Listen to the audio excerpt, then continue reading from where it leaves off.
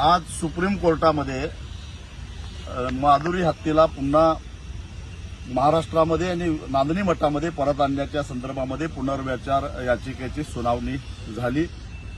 राज्य सरकार, वणतारा आणि नांदणी मठाने संयुक्तपणाने भूमिका मांडली की नांदणी मठानं 7-8 एकर जमीन वणताराच्या देखरेखीखाली माधुरी हत्या आणि इतर हत्यांच्यावर सुद्धा चांगल्या पद्धतीने उपचार करण्यासाठी जागा उपलब्ध करायला तयार आहे। महाराष्ट्र सरकार त्याच्यावर लक्ष ठेवून असेल तेव्हा सुप्रीम कोर्टानं माधुरी हत्येला वणतारामध्ये पाठवण्याचा जो निर्णय दिलेला होता तो बदलून हाय पॉवर कमिटीकडे जाण्याची परवानगी द्यावी आणि हाय पॉवर कमिटीच्या आदेशानुसार माधुरीला पुन्हा नांदणीमध्ये आणण्यासाठी प्रयत्न करावेत। यासाठी ही याचिका दाखल झाली होती। आज सुनावणी झाली आणि सुप्रीम कोर्टानं हाय पॉवर कमिटीनं सगळ्या वस्तुस्थिती समजावून घ्यावी आणि माधुरी हत्येच्या आरोग्याची काळजी करून योग्य तो निर्णय घ्यावा असा